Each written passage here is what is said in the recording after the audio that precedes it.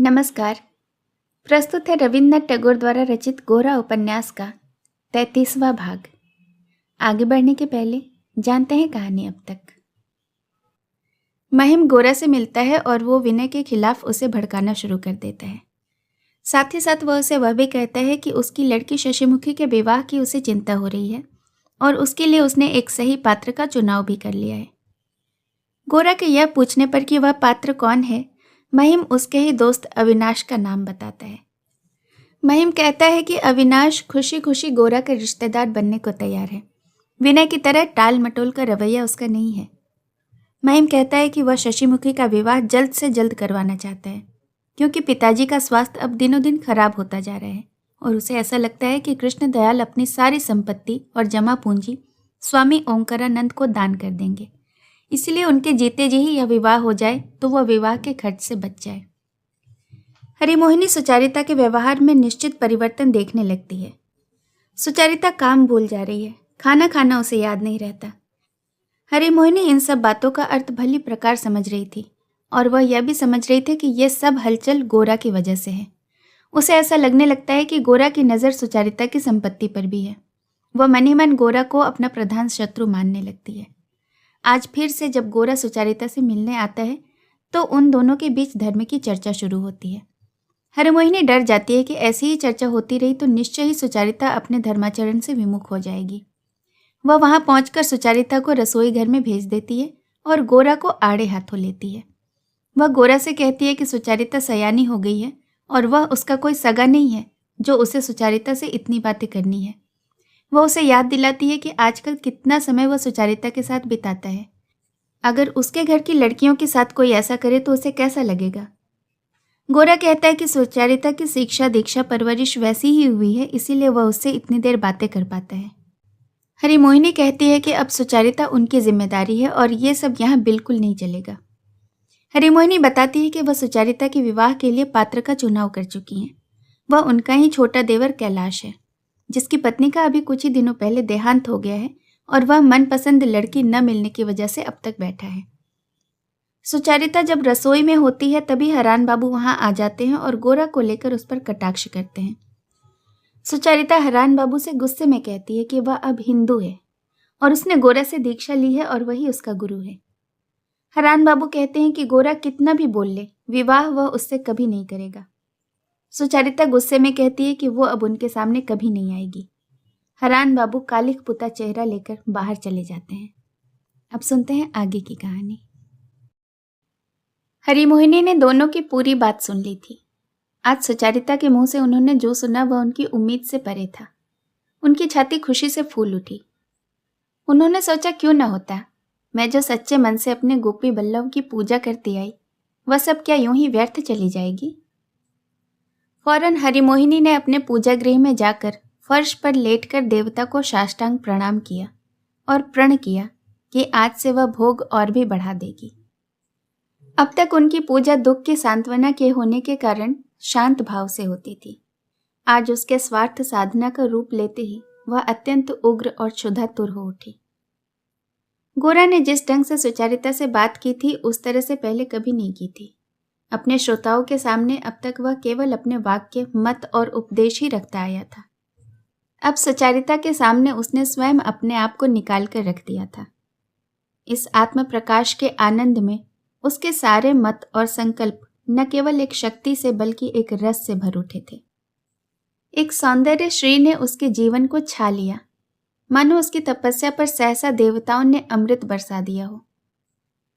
गोरा पिछले कुछ दिनों से रोजाना इसी आनंद के आवेश से भरकर कुछ सोचे बिना सुचारिता के पास आता रहा था, किंतु आज हरिमोहिनी की बात सुनकर एकाएक उसे याद आया कि ऐसी ही मुग्धता के लिए एक दिन उसने विनय का कैसा मजाक उड़ाया था और तिरस्कार किया था। आज अनजाने ही स्वयं उसी परिस्थिति में आकर वह चौंक उठा। अनजान जगह में बेहोश सोता हुआ व्यक्ति धक्का खाकर जैसे हड़बड़ाकर उठता है, वैसे ही गोरा अपनी सारी शक्ति लगाकर अपने को सजग करने लगा। बराबर वह प्रचार करता था कि पृथ्वी पर अनेक प्रबल जातियों का संपूर्ण विनाश हो गया। भारत ही केवल संयम और दृढ़ता के नियम पालन के चलते सदियों से प्रतिकूल शक्तियों का आघात सहता हुआ अपने को बचाए रख सका है। उस नियम में थोड़ी भी शिथिलता स्वीकार करने को वह राजी नहीं था। उसका कहना था कि भारतवर्ष का सभी कुछ लूटा जा रहा है, लेकिन अपने जिस प्राण पुरुष को उसने इस सब कड़े नियम संयम के भीतर छिपा कर रखा है, उस तक किसी अत्याचारी राजा का वार नहीं पहुंच सकता। हम लोग जब तक दूसरी जाति के अधीन हैं, तब तक हमें अपने नियम का और भी दृढ़तापूर्वक पालन करना होगा। अच्छे बुरे के विवेचन का भी समय नहीं है। जो व्यक्ति भंवर में फंसकर मृत्यु के मुंह की ओर बहा जा रहा हो, वह जिस चीज के सहारे अपने को बचा सकता है उसी को पकड़ता है। यह नहीं सोचता कि वह चीज सुंदर है या कुरूप। हमेशा से गोरा यही बात कहता था। आज भी उसके पास कहने को यही था। हरि मोहिनी ने जब गोरा के आचरण की बुराई की, तब जैसे अंकुश की चोट से वह तड़प उठा। गोरा जब अपने घर पहुंचा तब दरवाजे के सामने सड़क पर बेंच डालकर महिम नंगे बदन बैठे तंबाकू खा रहे थे। आज उनके ऑफिस की छुट्टी थी। गोरा को भीतर जाते देखकर उन्होंने भी उसके पीछे जाकर पुकार कर कहा, गोरा, मेरी एक बात सुनते जाओ। गोरा को अपने कमरे में ले जाकर महिम ने पूछा, बुरा मत मानना भाई, पहले पूछ लो कि कहीं तुम्हें भी विनय की छूत तो नहीं लग गई। उस इलाके में बार बार आना जाना होने लगा है। गोरा का चेहरा लाल हो उठा। वह बोला, कोई भय नहीं। महिम ने कहा, जैसे ढंग देखता हूं कुछ कहा नहीं जा सकता। तुम सोचते हो कि वह एक खाने की चीज है जिसे मजे से निगल कर फिर लौट आया जा सकेगा, लेकिन उसी के भीतर कांटा लगा है। यह अपने दोस्त की हालत देखकर समझ ही सकते हो। अरे चले कहाँ, असल बात तो मैंने अभी की ही नहीं। ब्रह्म लड़की के साथ विनय का ब्याह तो सुनता हूँ बिल्कुल पक्का हो गया है, लेकिन उसके बाद उनके साथ हमारा किसी तरह का मेल व्यवहार नहीं चल सकता, यह मैं तुम्हें पहले ही कहे रखता हूँ। गोरा ने कहा, वह तो नहीं चल सकता है। महिम ने कहा, लेकिन माँ अगर गोलमाल करेंगी तो मुश्किल होगी। हम लोग गृहस्थ हैं, यूं ही बेटे बेटियों के ब्याह में प्राण मुंह को आ जाते हैं। उसके ऊपर अगर घर में ही ब्रह्म समाज बैठ जाएगा तब तो तुझे यहां से बोरिया बिस्तरा उठा लेना पड़ेगा। गोरा ने कहा, नहीं, वह सब कुछ नहीं होगा। महिम ने कहा, शशि के विवाह का मामला तय हो चला है। हमारे समधी जितने वजन की लड़की लेंगे उससे कुछ अधिक सोना लिए बगैर नहीं छोड़ेंगे, क्योंकि वह जानते हैं कि मनुष्य तो नश्वर पदार्थ है, सोना उससे अधिक दिन टिकता है। दवा की अपेक्षा अनुपात की ओर ही उनका रुझान अधिक है। उसे समधी कहना तो हेठी है, वह तो एकदम बेहया है। खैर खर्च तो बहुत होगा, लेकिन उससे जो सबक मिला है वह लड़के के ब्याह के समय काम आएगा।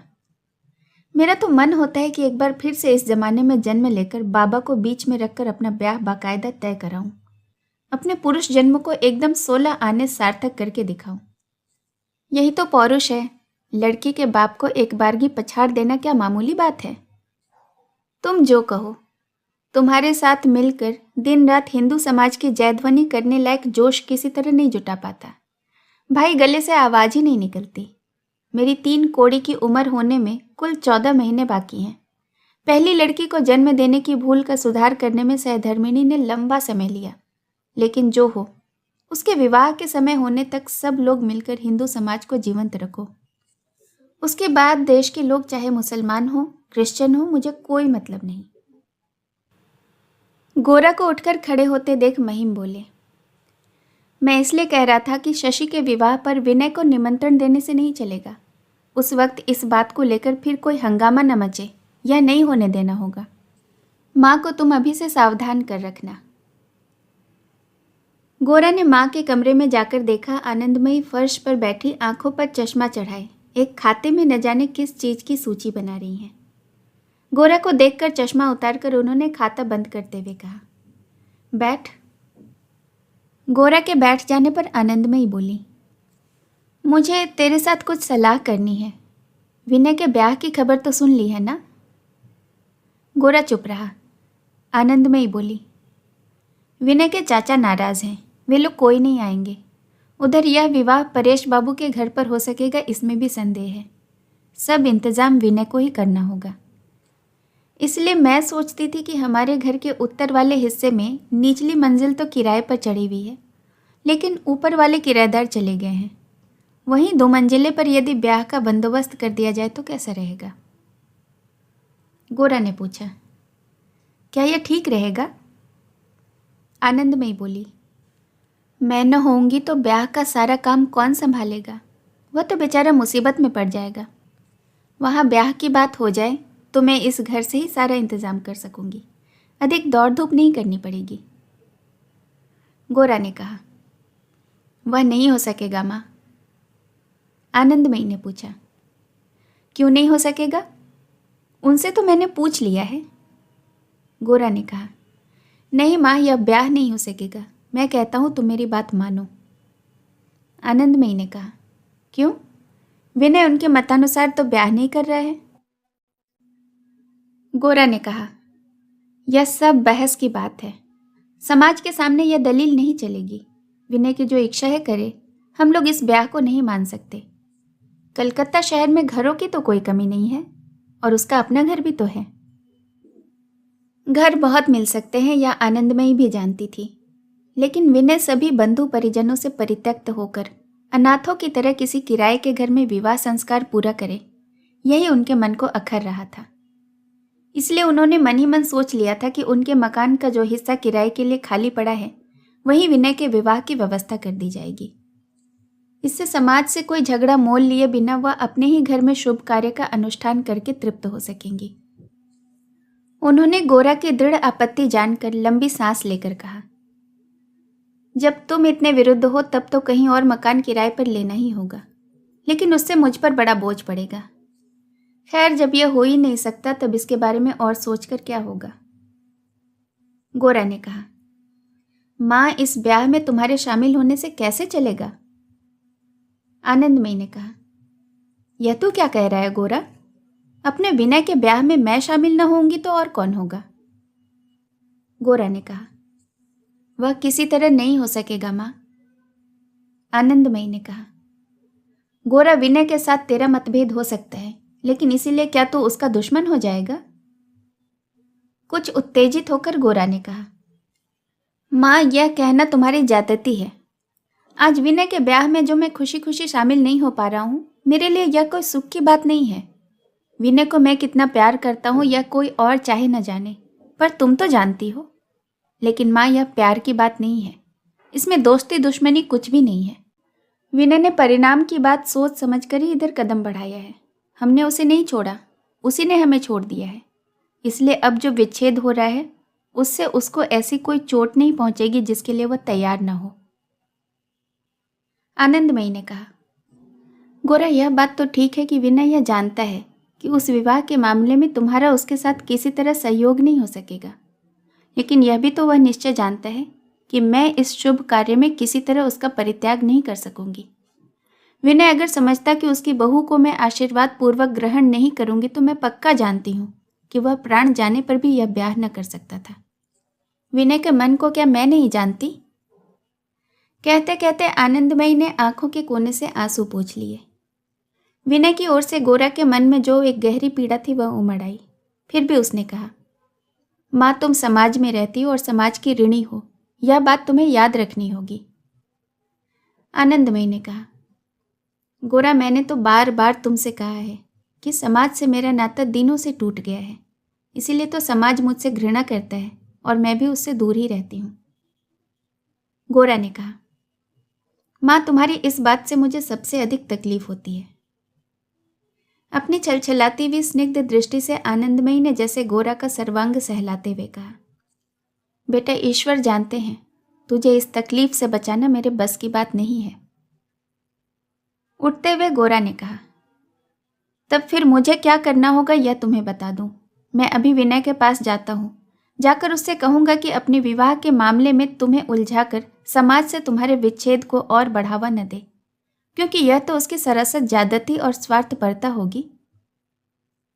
हंसकर आनंदमयी ने, अच्छा, तो जो कर सके कर ले, उसे जाके कह दे, फिर मैं देख लूंगी। आनंदमयी गोरा के चले जाने पर बहुत देर तक बैठकर सोचती रही, फिर धीरे धीरे उठकर पति के कक्ष में चली गई। आज एकादशी थी, इसलिए कृष्ण दयाल ने भोजन बनाने का कोई यत्न नहीं किया था। उन्हें घेरंड संहिता का एक नया बंगला अनुवाद मिल गया था। उसी को हाथ में पकड़े एक मृगशाला पर बैठे वह पाठ कर रहे थे। वह आनंदमयी को देखकर असमंजस में पड़ गए। आनंदमयी उनसे काफी दूरी रखती हुई कमरे की देहरी पर ही बैठ गई और बोली, देखो बड़ा उदासीन भाव हो रहा है। कृष्णदयाल सांसारिक न्याय अन्याय से परे जा चुके थे, इसलिए उन्होंने उदासीन भाव से पूछा, कैसा अन्याय? आनंदमयी ने कहा, गोरा को अब और एक दिन भी धोखे में रखना ठीक नहीं है। बात की हद होती जा रही है। जिस दिन गोरा ने प्रायश्चित की बात उठाई थी उस दिन कृष्णदयाल के मन में भी यह बात आई थी, किंतु फिर योग की तरह तरह की प्रतिक्रियाओं के कारण उन्हें इस बारे में सोचने का अवसर ही नहीं मिला। आनंदमयी ने कहा, शशिमुखी के ब्याह की बात तय हो रही है, शायद इसी फागुन के महीने में होगा। इससे पहले जब भी घर में कोई सामाजिक कर्म हुआ है, किसी न किसी बहाने में गोरा को साथ लेकर दूसरी जगह चली जाती रही हूँ। इस बीच कोई इतना बड़ा काम भी नहीं हुआ है, लेकिन अब शशि के विवाह में उसे कहाँ ले जाऊंगी? अन्याय रोज ही बढ़ता जा रहा है। मैं रोज दोनों समय भगवान को हाथ जोड़कर यही मांगती हूँ कि उन्हें जो सजा देनी है मुझे ही दे, लेकिन मुझे बड़ा भय लग रहा है। अब और छिपाकर नहीं रखा जा सकेगा। गोरा को कठिनाई होगी। अब मुझे अनुमति दे दो कि मैं उसे सारी बात खोल कर कह दूं, फिर मेरे भाग्य में जो होगा सो होगा। कृष्णदयाल की तपस्या भंग करने के लिए इंद्रदेव ने यह क्या विघ्न भेज दिया। इधर उनकी तपस्या भी अति घोर हो उठी थी। सांस रोकने में वह असंभव को संभव कर रहे थे। उन्होंने भोजन की मात्रा इतनी कम कर दी थी कि पेट को पीठ से मिला देने का उनका हठ पूरा होने में अधिक समय न था। ऐसे समय में यह उत्पात हुआ। कृष्णदयाल बोले, क्या तुम पागल हुई हो? वह बात आज प्रकट होने पर तो मैं बड़े संकट में पड़ जाऊंगा। क्या सफाई दूंगा? पेंशन तो रुक ही जाएगी, शायद पुलिस भी तंग करेगी। जो हो गया सो हो गया। अब जितना संभाल कर चल सको चलो, न चल सको तो भी कोई दोष नहीं होगा। कृष्णदयाल ने सोच रखा था कि उनकी मृत्यु के बाद जो हो सो हो, पर तब तक वह स्वतंत्र होकर रहना चाहते थे। फिर उनके अनजाने किसका क्या हो रहा है इसकी अनदेखी करते रहने से किसी प्रकार काम चल जाएगा। क्या करना चाहिए कुछ निश्चय न कर पाकर आनंदमयी उदास मुंह लिए उठ खड़ी हुई। पल भर खड़ी होकर बोली, तुम्हारा शरीर कैसा हुआ जा रहा है, यह देखते नहीं क्या? आनंदमयी की इस मूर्खता पर कृष्णदयाल जोर से हंसे और बोले, शरीर?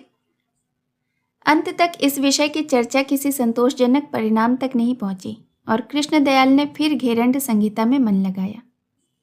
उधर बाहर के कमरे में उनके सन्यासी के साथ बैठे महिम उच्च स्वर में परमार्थ तत्व की चर्चा में लगे हुए थे।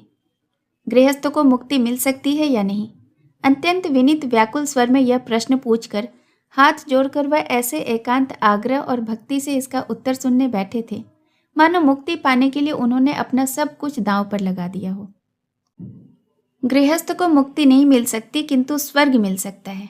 सन्यासी यही समझकर महिम को किसी तरह संतुष्ट करने की कोशिश कर रहे थे, लेकिन महिम को तसल्ली ही न होती थी। उन्हें मुक्ति चाहिए ही चाहिए, स्वर्ग से उन्हें कोई प्रयोजन नहीं। किसी तरह कन्या का विवाह होते ही वह सन्यासी की चरण सेवा करते हुए मुक्ति की साधना में जुट जाएंगे। इस प्रण से उन्हें कोई डिगा नहीं सकेगा। किंतु कन्या का विवाह तो ऐसा आसान मामला है नहीं। हाँ, यदि बाबा की दया हो जाए तो शायद बेड़ा पार हो सके। गोरा आजकल अल्ल सुबह ही घर से निकल जाता है। विनय यह जानता था, इसलिए सोमवार को सवेरे वह भोर होने के पहले ही गोरा के घर जा पहुंचा और सीधे ऊपर की मंजिल में उसके सोने के कमरे में चला गया। वहां गोरा को न पाकर उसने नौकर से पूछा तो पता चला कि गोरा पूजा घर में है। इससे मन ही मन उसे कुछ आश्चर्य हुआ। पूजा घर की देहरी पर पहुंचकर विनय ने देखा गोरा पूजा की मुद्रा में बैठा हुआ है। रेशमी धोती, कंधे पर रेशमी चादर, किंतु फिर भी उसकी विशाल देह का अधिकांश भाग खुला ही था। गोरा को यूं पूजा करते देख विनय को और भी विस्मय हुआ। जूते की आवाज सुनकर गोरा ने पीछे फिरकर देखा। विनय को देखकर वह उठ खड़ा हुआ और घबराया हुआ सा बोला, इस कमरे में ना आना। विनय ने कहा, डरो मत, मैं नहीं आता, तुमसे मिलने आया था। बाहर आकर गोरा ने कपड़े बदले और फिर विनय को साथ लेकर 3 मंजिले वाले कमरे में चला गया। विनय ने कहा, आज सोमवार है। गोरा ने कहा, जरूर सोमवार है, पंचांग में भूल हो सकती है, पर आज के बारे में तुमसे भूल नहीं हो सकती। कम से कम इतना तो निश्चित है कि आज मंगलवार नहीं है। विनय ने कहा, तुम आओगे तो नहीं यह जानता हूँ, लेकिन एक बार तुम्हें बुलाए बिना मैं इस काम में प्रवृत्त नहीं हो सकता, इसलिए आज सवेरे उठते ही सीधा तुम्हारे पास आया हूँ।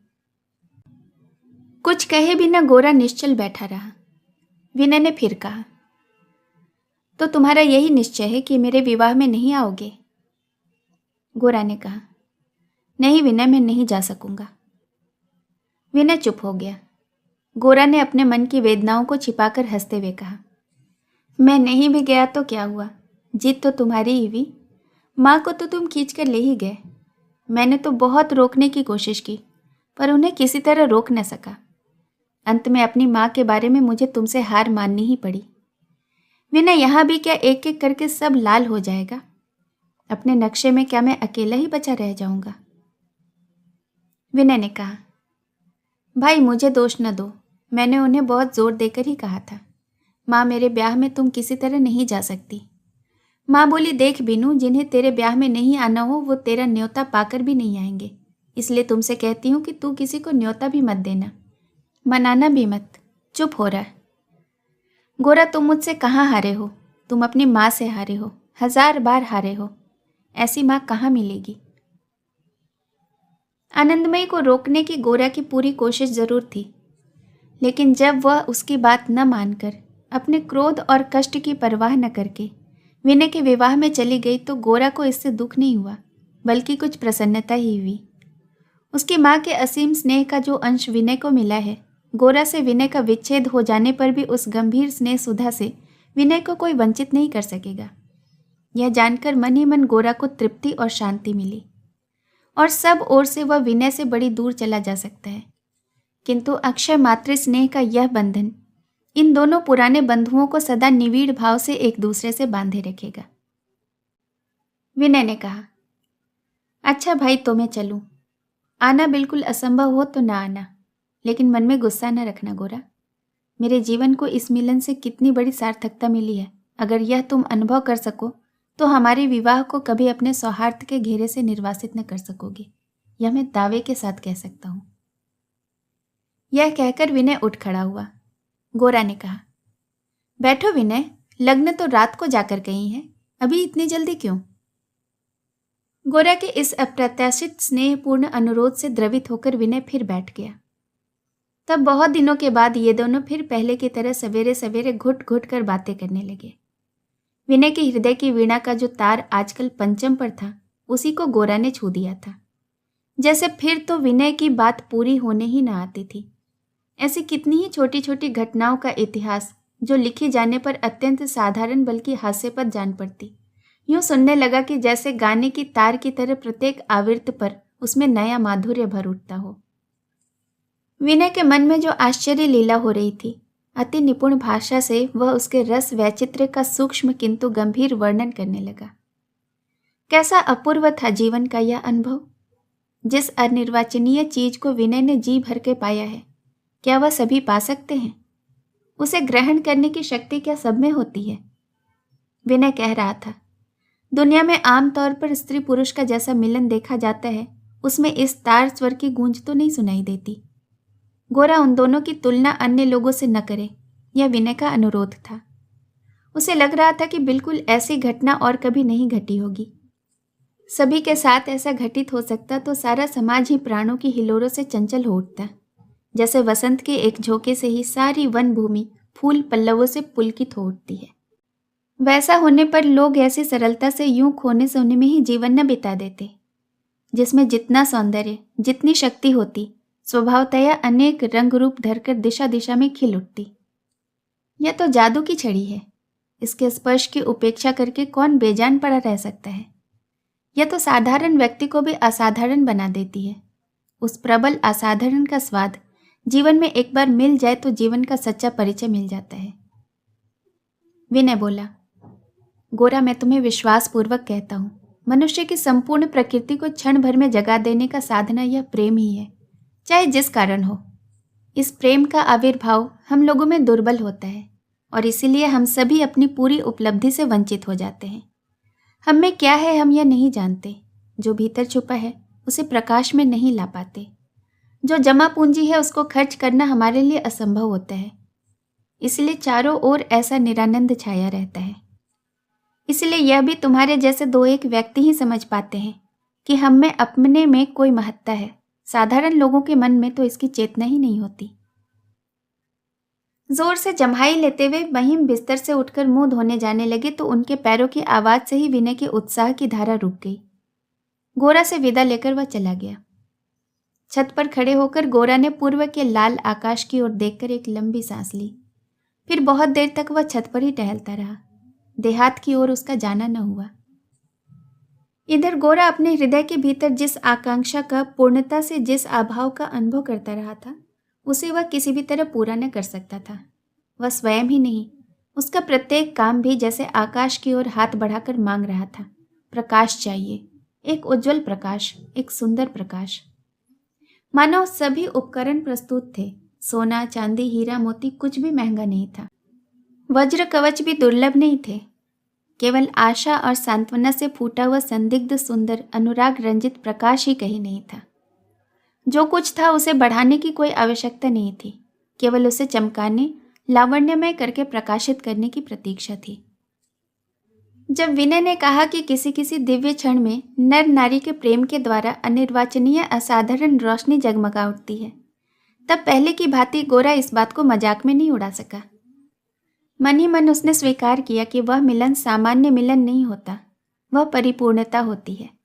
उसके संस्पर्श से सभी चीज़ों का वैभव जाता है। वह कल्पना को शरीर देता है और शरीर में प्राण भर देता है। वह प्राणों के भीतर प्राणान और मन के भीतर मनन को केवल दुगुना कर देते, यही नहीं, उन्हें एक नए रस से सराबोर भी कर देते हैं। विनय के साथ सामाजिक संबंध विच्छेद के दिन उसका हृदय जैसे गोरा के हृदय में एक अखंड संगीत के सुर जगा गया था। विनय चला गया, दिन चढ़ाया, लेकिन वह संगीत बजता ही रहा। समुद्र की ओर बहती हुई दो नदियों के मिलने पर जैसा होता है, वैसा ही गोरा के प्रेम की धारा में विनय की प्रेम की धारा के गिरने पर उसमें तरंगों की टकराहट मुखर हो उठी, जिसे गोरा किसी तरह छिपाकर, बांधकर, दबाकर अपनी आंखों से ओझल ही रखने की कोशिश करता रहा था। वह आज कगार तोड़कर स्पष्ट प्रबल रूप से प्रकट हो उठा, और गोरा में आज इतनी शक्ति न रही कि उसे अवैध कहकर उसकी निंदा कर सके या तुच्छ कहकर उसकी अवज्ञा कर सके। सारा दिन ऐसे ही बीत गया। अंत में जब तीसरा पहर सांझ में ढला जा रहा था, कंधे पर चादर डालकर गोरा बाहर निकल पड़ा।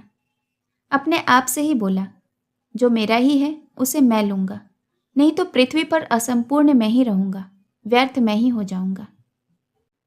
सारी दुनिया में सुचारिता एक उसी के आह्वान के लिए प्रतीक्षा कर रही है, इसके बारे में गोरा के मन में थोड़ी भी शंका न थी। आज संध्या को ही वह इस प्रतीक्षा को पूर्ण करेगा। भीड़ भरे कलकत्ता शहर की एक सड़क पर तेजी से गोरा बढ़ता गया। उसका मन उसके शरीर का अतिक्रमण करके कहीं चला गया था। रास्ते भर उसे वह किसी तरह छू न सका।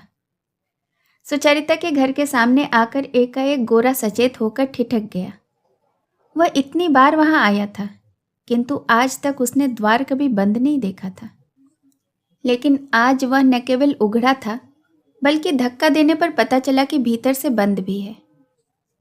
गोरा थोड़ी देर खड़ा सोचता रहा, फिर उसने 2-4 बार दरवाज़ा खटखटाया। शेष कहानी अगले भाग में। कहानी में अब तक मेरे साथ बने रहने के लिए आपका बहुत बहुत धन्यवाद।